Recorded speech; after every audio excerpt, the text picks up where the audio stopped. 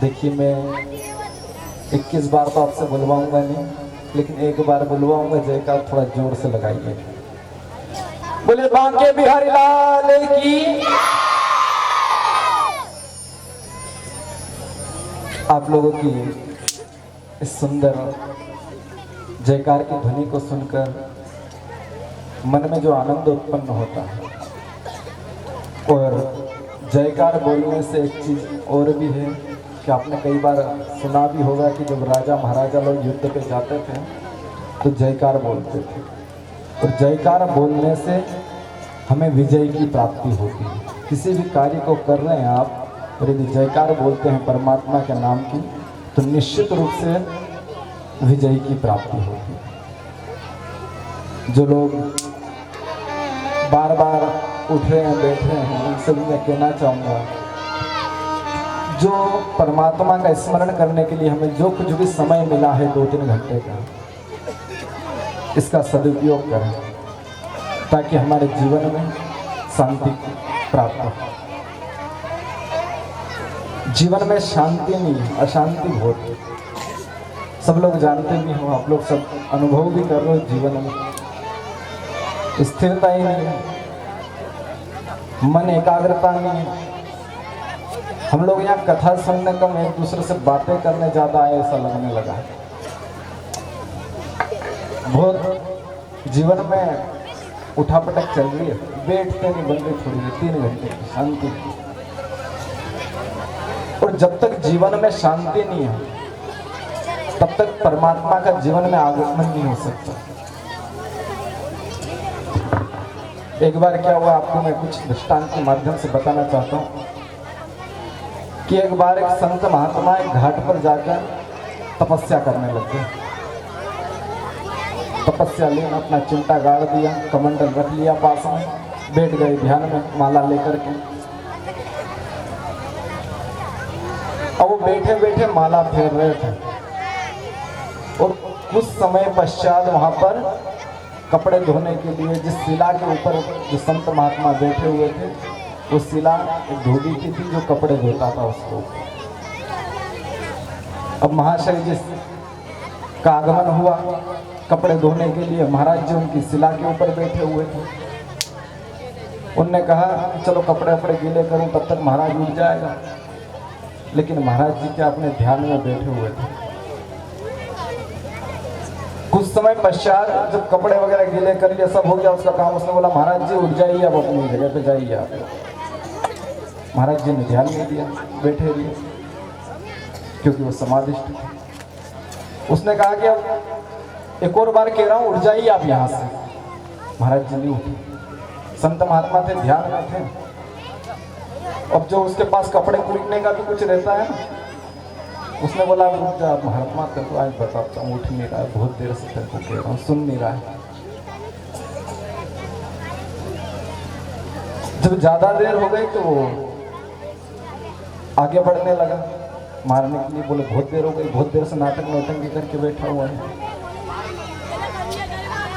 भगवान क्षीर सागर में विष्णु सैया पर लेटे हुए, तो सब ये चीजें देख रहे थे कि भगवान में जो भगत है वो मेरे नाम का स्मरण कर रहा है। आज यदि इसको मार दी तो मेरी बात खराब हो जाएगी। बोले कि भाई भगत का ध्यान नहीं रखते, भगवान विश्वास उड़ जाएगा भगवान से। जब धोबी ज्यादा मारने के लिए आगे बढ़ा, परमात्मा ने बोला लक्ष्मी जी से कि जाना पड़ेगा नारायण। लेकिन जब कुछ और आगे बढ़ा तो जो संत महात्मा ने जो चिमटा गाड़ रखा था ना, महात्मा जी फिर चिमटा लेके खड़े हो गए। बोले रुक, अब तेरे को बताता हूँ, बहुत देर से मैं ध्यान कर रहा, तो चिल्लाए जा रहा। भगवान रुक गए। बोले दोनों ही धोबी है, कोई फर्क नहीं है। वस्त्र पहनने से या हमारे यहाँ बैठने से कोई फर्क नहीं पड़ता। कि हम यहाँ बैठे हैं तो आपका बैठने से आप ये कंफर्म नहीं होंगे कि आप कथा सुन ही रहे हो। बैठने से ये आपका कंफर्म नहीं हुआ कि आप कथा सुन ही रहे हो। एक छोटी सी एक इंग्लिश की एक लाइन है, body present and mind absent. आपका शरीर तो यहाँ है, लेकिन आप दिमाग से और कहीं घूम रहे हो। तो इस शरीर के साथ साथ अपने मन को भी स्थिर करें तो ज्यादा जीवन में शांति प्राप्त होगी। ऐसे उदास होकर आप लोग यहाँ बैठते हो जैसे ऐसा लगता है कि जीवन में सारा कष्ट आप लोगों के ऊपर आ गया। आप कथा में बैठे हुए हो, कथा में बैठे तो जरा मुस्कुराओ ना आप लोग, हैं? मुस्कुराने के तो कोई पैसे लगते नहीं। तो दूसरी बात, जीवन में जब तक आपके चेहरे पर मुस्कुराहट बनी रहेगी, परमात्मा की कृपा बनी रहेगी, आप लोग हंसते नहीं हैं। क्योंकि जब आपने कथा सुनी होगी कि कौरव और पांडवों का युद्ध हुआ था,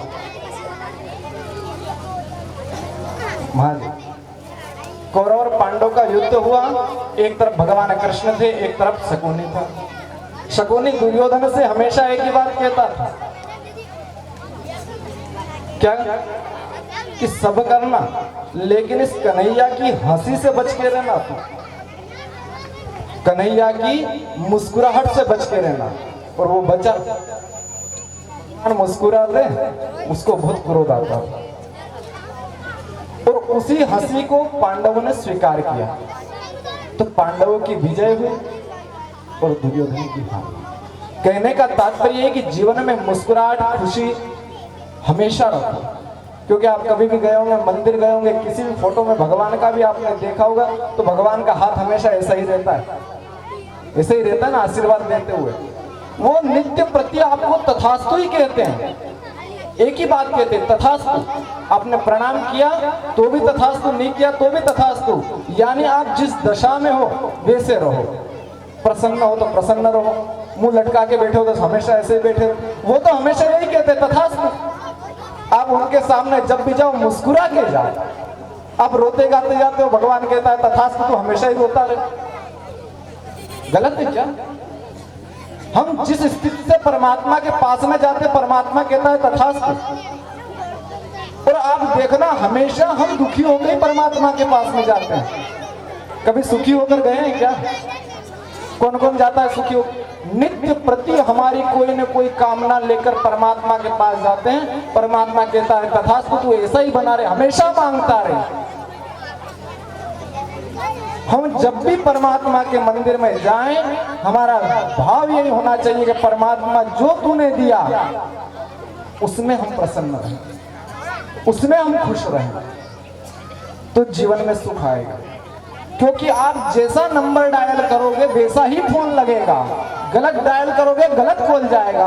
आप दुखी होकर जाओगे परमात्मा के सामने, गलत चेष्टा लेके जाओगे, आप गलत ही हो जाओगे। यानी जैसा हम हमारे अंदर से विचार उत्पन्न करते हैं, परमात्मा वैसा आशीर्वाद प्रदान करता है। आप कई बार घर से निकलते होंगे, सोचते होंगे आज उस व्यक्ति से मिलना है। कभी कभार वो व्यक्ति आपके पास में आ जाता है, बोलते हो जस्ट तेरे बारे में सोच रहा था मिलने का। कई बार किसी को आपने फोन लगाने का सोचा, उसका फोन आ गया, अरे बस मैं तेरे को ही लगाने वाला हूं। क्या है ये? हमारे अंदर से उत्पन्न होने वाली ऊर्जा है, नेटवर्क सिस्टम, जो नित्य प्रति कार्य करता है। यदि हम किसी का बुरा सोच रहे हैं, नेगेटिविटी हमारे अंदर प्रवेश कर रही है, गलत विचार हमारे अंदर प्रवेश कर रहे हैं, तो निश्चित रूप से हमारा गलत होगा, कोई सही नहीं कर सकता उसे। और यदि हम अच्छा सोच रहे हैं, अच्छा कर रहे हैं, तो हमारा अच्छा होगा। तो आप यहाँ कथा में बैठे तो मन को जरा एकाग्र करें, तो जीवन में सुख समृद्धि आएगी। वरना हम सोच ले कि हमारे बिना कोई कार्य नहीं हो रहा, तो कितने आए कितने ही चले गए। किसी के बिना कोई कार्य रुका है क्या?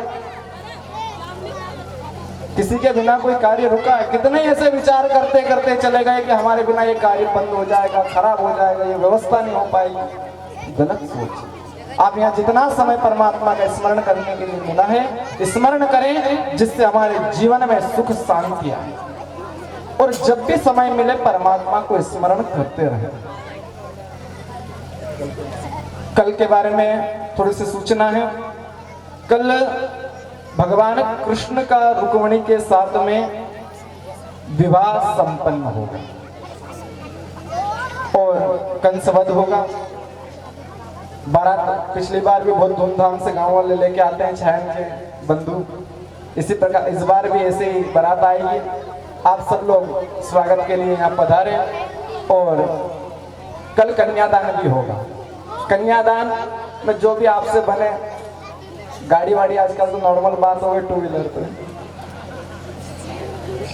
जो आपकी श्रद्धा से बने परमात्मा को अर्पण करें। और यदि कुछ अर्पण नहीं भी कर सकते हैं आप लोग, तो अपने अवगुण परमात्मा को जरूर अर्पण कर जाएं। अपने अंदर जो काम है, क्रोध है, यदि कुछ खाने पीने की बुरी आदत है तो वो परमात्मा को चढ़ा जाए कि आज के बाद इस चीज को मैं हाथ नहीं लगाऊंगा। ये तो अर्पण कर ही सकते हैं, इसके लिए तो कोई पैसे नहीं लगे। और जो अपने से बने वो कन्यादान करें।